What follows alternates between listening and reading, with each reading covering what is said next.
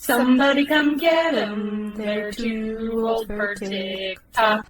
Dr. Robyn Koslowitz is a licensed school psychologist and clinical psychologist at the Center for Psychological Growth of New Jersey, which focuses on trauma-informed psychotherapy for children, adolescents, and families. She's the educational director of the Targeted Parenting Institute and host of popular post-traumatic parenting podcast and YouTube channel. Dr. K's work is regularly published in Psychology Today, and she's appeared on Fox, CNN, News Nation, and other television outlets. And we're so happy to have her join Too Old for TikTok today. Welcome. Thanks so much for having me. I absolutely love Too Old for TikTok. Listen to it all the time. Thank you. That means a lot. And you've just published a book called Post-Traumatic Parenting, which is out now, and we'll get to talking about that. But first, since this is a TikTok podcast, it'd be great to dive into some trends and see what kind of TikTok psychological perspective we can get from you. Sure. To start, you published a piece for Psychology Today that touches on why obsessing over trends isn't shallow, and it's actually a legitimate form of emotional regulation and belonging. So we see trends on TikTok like the Labubu doll and Stanley cups all over TikTok. So can you explain what the Labubu doll is and also why it's a crazy trend right now? So Labubus are these like collectible dolls. They're sold in these blind boxes that, which definitely increases their trendability. And they're kind of creepy looking, kind of ugly, cute. I was laughing because somebody was reviewing the trend and like talking about how it shows the breakdown of society today. And I was thinking, we had Garbage Pail Kids in the 80s. Like this is not the breakdown of society. Like this kids liking creepy cute is not a new thing for today. But the trend is really just like any other trend. It's about if you're a kid, I just want to be like everybody else. I want to fit in. I want to, I want to be in the know and have the in thing. It's the same as with like getting a Stanley Cup or whatever else is trending. Humans are like that. Humans want to fit in, right? This is not a bad thing or an indicator of like, the destruction of society. This is kids want to fit in, and probably before the internet, everybody wanted, I don't know, the bright red, like, wagon or whatever. Everybody wanted whatever the cool new toy was. Yeah, absolutely. And you mentioned the blind box aspect of that. And I see that all the time in really successful TikTok videos. We just covered a trend where Le Creuset, people were unboxing these mystery videos, and those videos became super, super popular. So it's interesting that brands are creating ways to sell more things, but also people are creating ways to get more views on TikTok and kind of reach the algorithm in that way. Yeah, well, this is how our brains work, right? We have mirror neurons where if you're experiencing a strong emotion, I experience the same strong emotion, right? Blind boxes give us a dopamine hit because it's like, what am I going to get? What am I going to get? What am I going to get? Oh, this is what I got. It was so cute. I actually just covered Sweet Sweet, which is a toy, which is like a toy influencer event. And I got a blind box of a Littlest Pet Shop. And I have this adorable 8-year-old daughter that would have probably gone viral on TikTok, but I don't post my kids. And I handed her this blind box, and she's like holding it and hugging it to her chest. And I said, "What are you doing?" And she said, "This is the best part before you open it up and you don't yet know what you're getting. I don't want it to end yet." And it was so cute, right? Because she instinctively, she understands dopamine. That dopamine, like building of anticipation, it's the same thing of like being on a roller coaster and it's going up, up, up, up, up, and then you pause and then you have the drop, right? It's an enjoyable neurohormone. I like it, you like it, and it's fun to watch someone else get it. So if I'm watching a Le Creuset, like unboxing video, I get that little dopamine hit. And there's nothing wrong with enjoying the dopamine response. It's literally one of the most enjoyable neurohormones we have. Right, and I like that you could kind of bottle that enjoyable emotion instead of go against it and say, I'm not buying this $45 toy for you. So what do you say, when kids are begging you for the toy and it's costs a lot of money and they want it so badly? I think it's a conversation like any other conversation, right? Like if the kid says, because of you, I'm committing social suicide if I don't have the next new Stanley in exactly the color that the mean girls in my grade have it. My life is over. Sort of like, well, is it over though? Right? We can have that conversation. And sometimes we're going to say yes. And sometimes I'm going to say like, let's figure out a plan for how you can get it that doesn't involve my credit card, right? Like maybe there's a way that you can earn that money, or I am willing to chip in a certain amount and you can spend the rest. And sometimes that teaches a kid like, oh, it's okay to like invest effort and then get something I really want and then feel proud of it. right? The worst is when you get it for the kid, but then you make them feel shame for wanting it. Like, I can't believe I spent so much on this ridiculously shaped bit of plastic, and you made me buy that for you. You're the kid. I'm the adult. You didn't make me do anything. I made a choice. Maybe it was the wrong choice. Maybe I have to learn from that, right?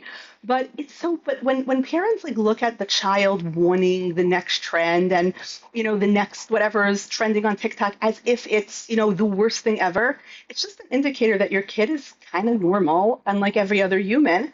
But like anything else, too much is too much. So you can have a new item, perhaps not all the new items. Perhaps you can get one Labubu, not 16, right? Like, well, we'll figure out a balance.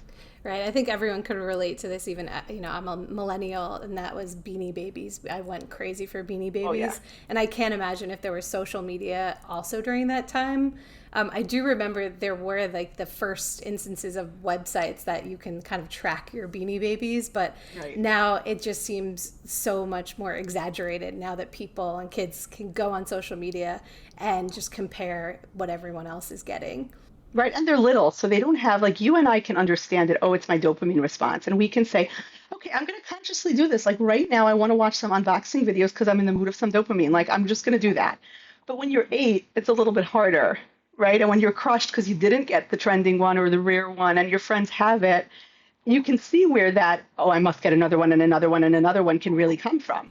Exactly. We talk about sides of TikTok a lot on this podcast. So right now I'm expecting a child in December, so I'm on the pregnancy side of TikTok. Yeah. And we spoke about how you're on kind of the side of TikTok where people send you videos about maybe bad parenting. Can you explain kind of what you see on that side of TikTok in terms of the bad parenting? Yeah, I feel like I'm on the questionable parenting choices side of TikTok because so many members of the post-traumatic parenting community, like from Instagram, will then send me TikToks and it will be of questionable parenting decisions, whether it's because, like, what do you think of this trend? Is it indeed harmful? Or this reminds me of bad things that happened in my childhood.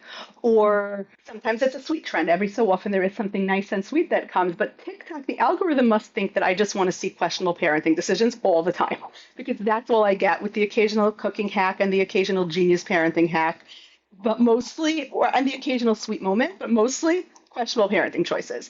So, and then it's kind of painful for me. So I have this love-hate relationship with TikTok where I'll be on it for a while and then I'll like run in the other direction because it's really hard to be a child psychologist and watch someone harm a child, but have no power to change it in any way other than at 2 a.m. writing something in the comments that probably nobody will ever read, right? So kind of difficult to do that. It's like when I remember how physically painful it was for me. I'm really dating myself. Like when Toddlers and Tiaras came out and like the first season, and I was watching it, and it was just like, it is really physically painful for me to watch these questionable parenting decisions over and over again, and I can't do anything about it. So the same thing on TikTok. I think the worst one was the cursing in the bathroom mirror challenge. Oh, yes. I remember that challenge very well. Yes. There was one in particular that really broke my heart. There was a little girl and she went into the bathroom mirror at the daycare, mind you, which is like, did the parents even agree that their daughter's image could be shared in this way? Right. And then she was reenacting clearly a fight between her parents. Oh, that's It heartbreaking. was like, I'm gonna F you up, and then the parent was answering back, and like it was very clear. I'm guessing mom and dad are having a real physical altercation, and she's reenacting it in the bathroom mirror, and then you have the caregiver who's the daycare worker like sort of laughing as she's posting it, like you hear her like her snickering in the background. So many questionable like parenting choices. Who are these parents? Who is this caregiver that they gave their precious child over to? And this poor little girl, right? Because maybe the bathroom's a safe space, the internet is not. Oh no, yeah, and I think when I remember watching that video and seeing the comments, a lot were positive reinforcement, like this is very funny, this is comical to people who may not have kids or know the psychological aspects to it. So I think where you come in, and I think why you should get more involved in TikTok, I think you could comment in a psychological way and say, wait, maybe we shouldn't be rewarding this content, giving it millions of plays, or maybe this is a behavior we can try to fix. Yeah. Or the egg crack challenge. There was a little boy who his mom really scared him with the egg crack challenge, and he looks up and he goes, "Why would you scare me like that?" And I'm like, Aw. "Yes, why? Why would you scare him like that? That's Just a for dumb views. question." Right, Right? right. Has it gone too far, basically, for Yeah. views? Yeah. Yeah. And then every so often there's something really sweet, like the there was a moment trend that's trending now, like where people are like, there was a moment when my teenage son used to hug me and used to, and it's just like, oh, that is so sweet, right? Like every so often you do get a trend that's like, oh, that actually like reminds you of, something like I'm a mom of teen boys, and like I certainly relate to that trend, right? There was a moment when they were just little boys who were willing to hug you in public, you know? Right. And that's the positive side of TikTok. I think I can relate, and a lot of people can relate to social media in that way, where you get bombarded by content, and some is not mentally good for your soul, and some actually can give you like the dopamine hit that we were talking about earlier. So Yeah. it's nice to have the psychological assessment there, and to know that we're all kind of going through the same like viewing process as we scroll through these apps. Yeah, and I think also here and there, I don't know if you've had this experience. I know for me, sometimes I've learned some genius life hacks from TikTok where it's like, wow, mind blown, you are brilliant. This is the smartest thing I've ever seen. I'm going to do this immediately. And I think that's the positive side, right? Like that's what keeps parents on there, even if some of these things hurt our psyche, because you really do learn parenting from a village, and we don't have a village nowadays. But if like I saw the hack of like putting on sunscreen on kids using like a makeup brush, that is Yes, genius, it is right? genius. Yeah. Like just like wow. Right. Yeah. The learning part of TikTok is really great. I think now being pregnant and on TikTok, there's a lot of bad stuff, like whether it's like keep hearing these terrible birth stories or getting inundated by just bad stories that are out there. I'm learning about what baby gear I need, and some hacks of like, this is, everything you need to do before your third trimester. And some of it's super helpful. And I have a lot of friends with kids, but we talk about it a lot, but hearing it on TikTok from a kind of TikTok community is important to me too. It's super helpful. There's just like it's super helpful to benefit from the wisdom of the crowd sometimes. Like I really have learned some genius, like wow, really smart stuff. But then of course you want to vet it with real world humans who are going to be like, no, no, no, don't actually do that. Sometimes. Exactly, yeah. So I would like to get into some topical trends that are happening now. And most recently, my friends and I have been really fascinated by this Coldplay affair. So Oh basically, yeah. yeah. So basically, at a Coldplay concert, a couple was put on the Jumbotron. Immediately, the woman starts slinking to the back, and one of the Coldplay members says, "Oh, this seems like an affair." And then the internet does what the internet does, and did some digging and found out it's the CEO and the head of HR. The CEO has a family and a wife. So it's this whole scandal. So why do you think this is so fascinating to people? Why are people clasping onto this and loving this kind of drama? So I think the drama is just the drama, right? I think we sometimes forget that there's real humans who are involved in this.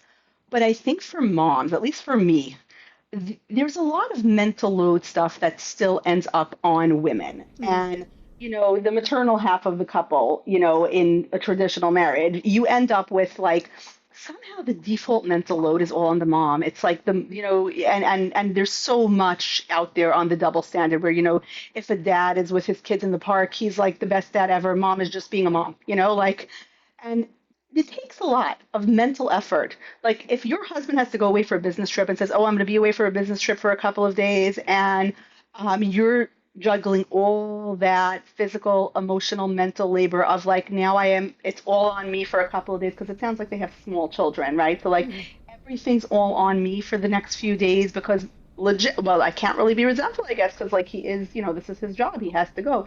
But then you find out that there was a little side action going on there as well. I think we all have that visceral like sense of like, good, he got caught, like that, like it caught up to him, and in a way that very often also, especially in unhealthy family dynamics, there's a lot of gaslighting, right? There's a lot of pretending. No, no, no. Why are you so sensitive? Oh, what? You smell someone's perfume on me? No, I'm fine, right? Like, so here it's like there is undeniable proof. You try to wiggle your way out of this one, sir. Right. Right? Exactly. And I think that's satisfying for any of us who have ever been gaslighted in any aspect of our life to watch that play out and say, you see, sometimes that little uh-oh voice in your stomach is telling the truth. Right. It's like proving you right or proving people right. Yeah. And also just the comedy and the tweets about it and the videos about it have been really funny just to pass along with my friends. And I don't know if your communities are doing that as well. Yeah, there's been a lot. I've heard a lot about it just because, especially for people who have experienced the same dynamic, right? It's oddly satisfying. But then it also says so much about hubris and thinking. I mean, there's a kiss cam at this concert, and yet you went with your girlfriend. Like, what level of, I don't know, invincibility illusion are you under that you thought you wouldn't get caught? And also, the whole, the noticeable guilt on their faces and the noticeable, like, ooh, we got caught aspect, because it's rarely so clear. Usually when someone does you wrong, there's like a million, ways of explaining it away. And it's very hard to get the kind of justice and clarity that moment gave them. I love that. This is a great psychological take on it, whereas me and my friends just kind of pass this back and forth. And I know I was trying to dig deep and figure out why this is so relatable or everyone is so into the internet. It's kind of uniting people in a similar way we talked about last week on the podcast, that this antipasto salad kind of united TikTok together. Yes. It was this drama. And I think, this is kind of that next thing in the drama, side of the internet. Yeah. But haven't we all experienced the you can't sit with us lunchtime drama, whether you're in second grade or eighth grade or high school? And like that particular story just did seem very open shut of like, you can't sit at the cool kids table kind of thing. Totally. And then I also think like there was that TikTok for like 5 seconds where the couple that did it said like, we're not bad people or we're not mean people. And it was taken down probably because the comments were probably not kind. But like, you're not mean people who did a really mean thing. Right? Exactly. Right. There's only so much you could protect yourself. Yeah. Right.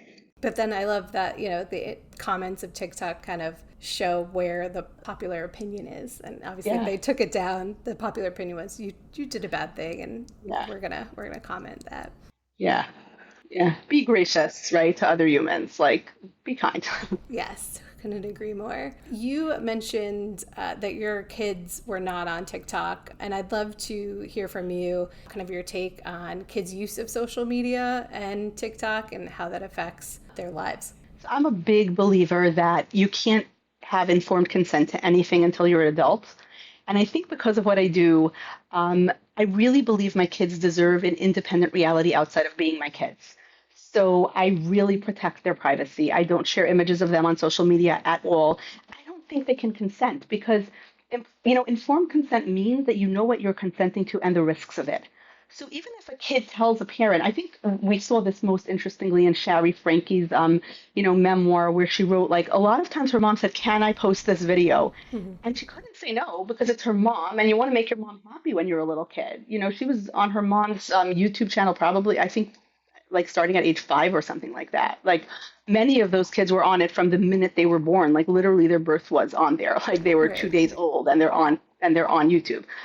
I just think that all humans exist in an independent reality outside of everyone else's, right? That's what boundaries means. My kids have a right to be humans with their own names and their own identities that isn't part of being my kids.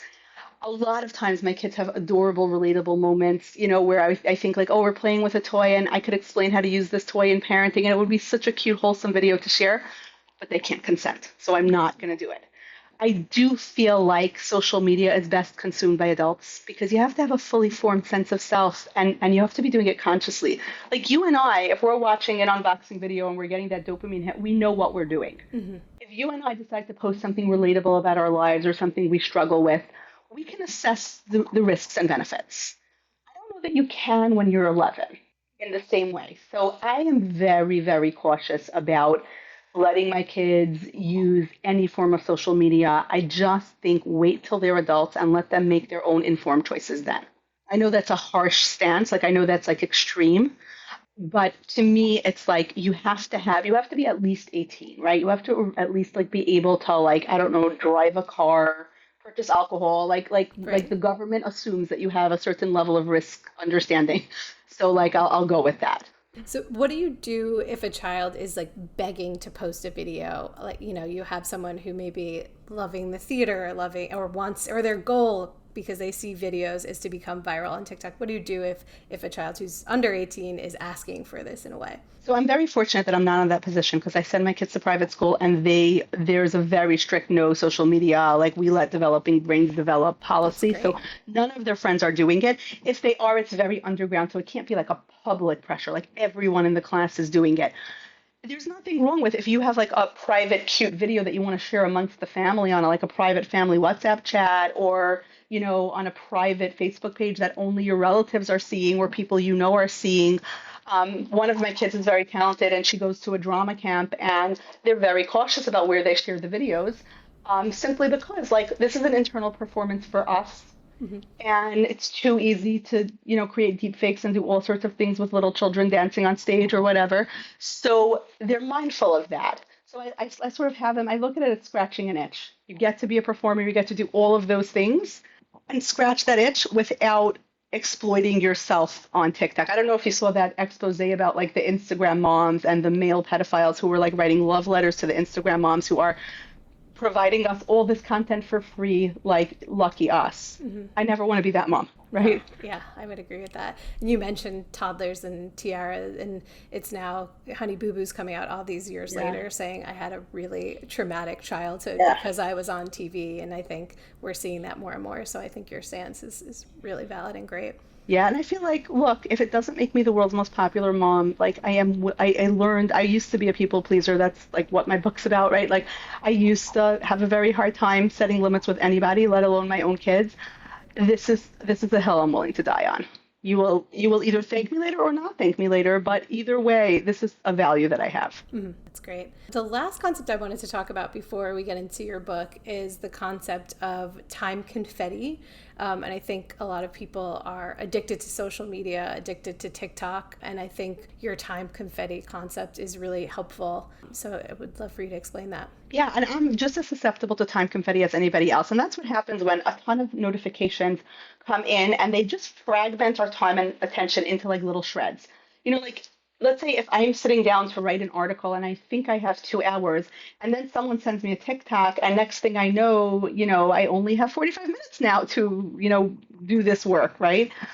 Because our attention just gets so fragmented and some of it's not even social media. Some of it's even like, the dentist's office just expects you to reply immediately. You don't even get like a grace period of I'm confirming the appointment within 24 hours. You get like 5 minutes, So you're always having to pay attention to your phone, which does fragment us. What I like to do, my antidote to that, I call it time ribbons, is when I know I have like a moment of time because you're pregnant now, but you'll find this out. Kids are very all-consuming and they take up a lot of our time and attention and energy. So sometimes I only have little pockets and windows of time that I can work in, and I need to work because I have an article due, and I work for a living. I have things I have to get accomplished. So I'll do something where like I'll sit in. Let's say I'll be taking an Uber from one meeting to another, and it's going to take a half hour. I'll set a timer on my phone and I'll say, okay, for 10 minutes, I am working on the first 3 paragraphs of this article, and that is all I am doing. I'm not looking at TikTok. I'm not looking at Instagram. I'm not responding to any text that came in, anything. Whatever came in 10 minutes later, it will still be there. And I work on that. When the timer beeps, I mindfully allow myself to then do other things. And it really lets me use those pockets of time because a half hour could be a half hour of like mindlessly playing a game on my phone or mindlessly scrolling or whatever, or it could be 10 minutes of focused time. And then, I want to space out a little bit because I'm going to like the next meeting and it's going to be stressful. So my brain needs a break. But when I take a ribbon and I very mindfully protect my time, and I do the same thing with my kids, like right when they come home, like now they're in day camp, right? So when they come home, my phone is just going to be plugged in the charger and I'm not looking at it for an hour. We have that ribbon of time. Anybody who needs to reach me can reach me after an hour. And that did mean that in my practice, I had to change. I don't treat very, very high crisis individuals. There was a time I did because I can't fragment my attention that way because what will happen is I'll look at my phone for something professional. I'll end up on TikTok, on Instagram, on a news feed, something, an email will come in from my editor and I'll start reading it. to protect my time and focus and energies for my kids. So that means my secretary can't reach me for that hour, which means I can't work with anybody who could literally die if they can't reach me in that hour. Right. So that was a decision I had to make.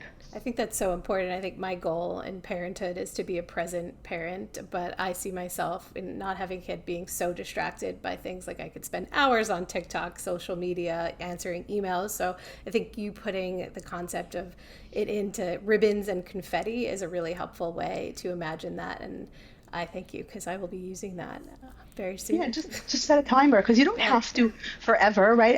I'm not gonna be completely present with my kids at all hours of the day and night. There are times that I'm working, but I'm gonna be able to say, this hour I protected for you. So now if I do end up on my phone because my secretary texted me because an urgent email came in, I don't have to feel that like unjustified guilt. Like I did give you some time.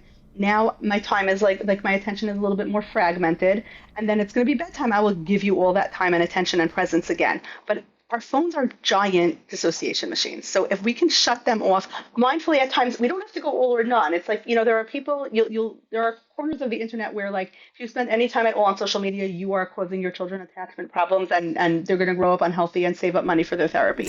Like chill. Yeah. You know what I mean? Let's We're all human. Yeah, we're human. Like, it's okay. Yeah, that's great. Okay, so let's move on to your book. Your book poses a powerful question. How can I give my kids a normal childhood when mine was anything but? And I consider myself not having a very traumatic childhood, but again, no one's childhood is perfect. And I think the messages in the book resonate with all parents. Yeah. So why do you think the book resonates with so many parents today? I think that a lot of us are trying to break cycles. I think we are more aware than ever before about certain parenting practices that it's not like people were trying to harm us, but they just weren't very good for us. Like in the 80s, if you were very upset about something, you were much more likely to hear like, you're fine, stop crying, stop thinking about it, right? And that's not necessarily abuse. It's not necessarily even maltreatment. It's just a misguided attempt at not helping a kid deal with big emotions. And I think now we know, humans have emotions. It's our job as parents to help them navigate it. And if that style of parenting, let's say, just didn't resonate well with you, not that anyone was trying to harm you. Like in my childhood, my father was very sick. So he didn't intend to be sick, right? It's not like, but was I traumatized by his frequent heart attacks? Yes, right? So two things can be true. Parents can be doing the best they can with the tools they have, and the tools can be inadequate or outdated. I'm working with someone now who was badly fat shamed by her mom, but her mom really thought that she was helping her because her mom had been bullied for being overweight as a kid. So her mom lost a lot of weight and even became, I want to say a jazzercise instructor, but that might be too specific. I don't remember. She became a something. And she was like super into fitness and health. And she honestly thought she was helping her daughter with all of these messages.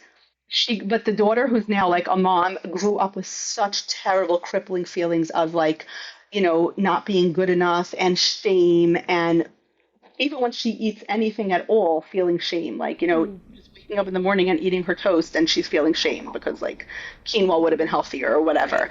Right. And her mom was really trying to help her. Her mom did not want her to be bullied, but her mom inflicted another form of damage. Right. Right. And now she has to parent and she's got to feed her kids. Right. Right. So it's about breaking that cycle.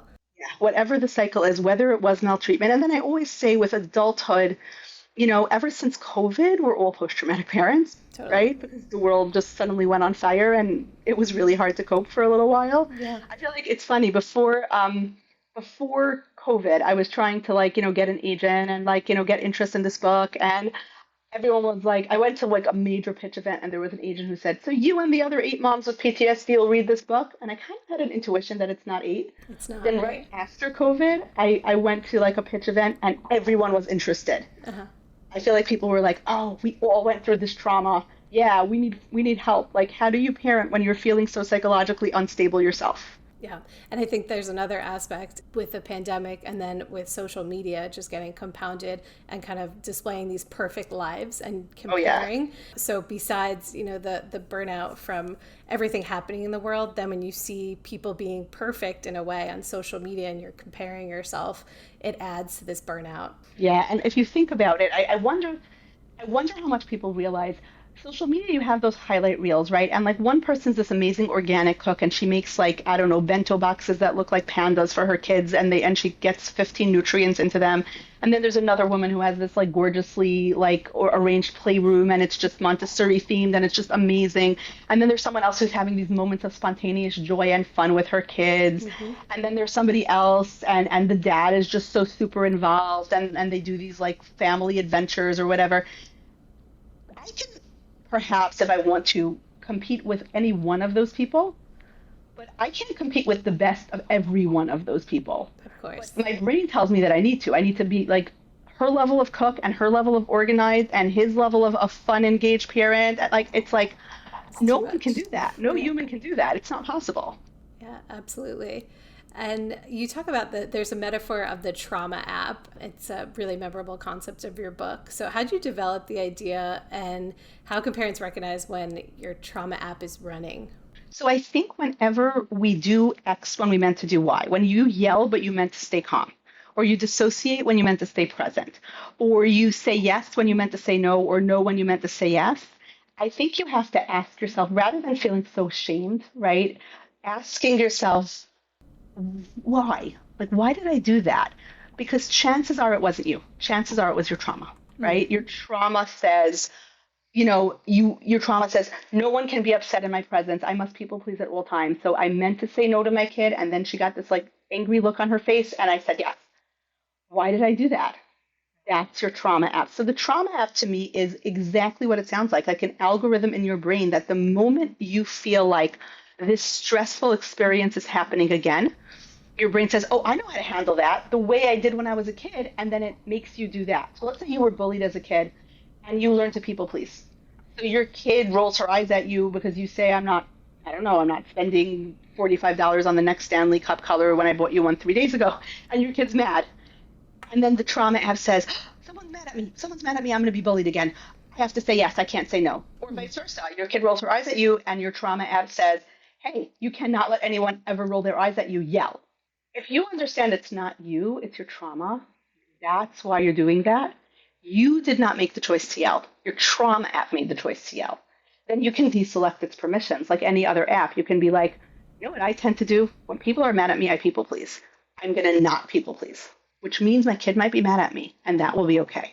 I love that analogy that it's like an algorithm because like you were saying earlier, your TikTok now thinks you want all this content of bad parenting, but you could actually fix it and say like not interested and then start liking videos of dogs, right? And then your algorithm becomes all videos of dogs. So it's very similar to how you're programmed as like a human being is how like the TikTok algorithm is kind of similar to this. And just like we've learned how to use algorithms and we get that now, right? Yeah.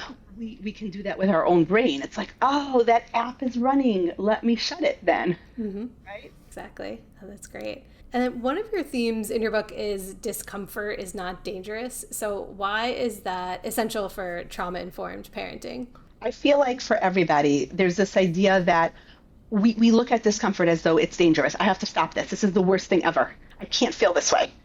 And when we can say, well, I can feel this way. Like, it's okay. So I will be frustrated and I will not yell. And that will be fine.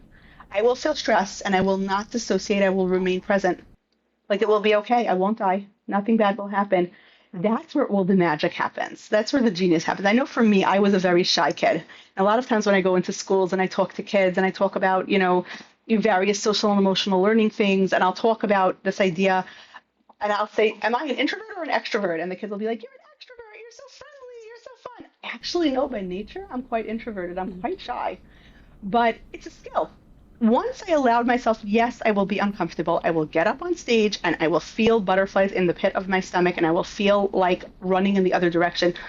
But if I don't, nothing bad will happen. And the next time it'll be a little easier. And the time after that, and eventually it'll become like the thing I do for a living, right? I could totally relate to that. I was very shy as a child too. And now when I tell people I have a podcast, they're like, oh, I didn't think you actually even enjoyed talking. But it's exactly that. It's being comfortable with being uncomfortable. Yeah. Do the thing you're afraid of, and the more you do it, the easier it gets. Yeah. And so there are more conversations occurring around mental health for kids and adults. So how can parents model emotional awareness and regulation, even if they're still learning it themselves? So the first thing is just to acknowledge it, right? Like I'm feeling big emotions too right now.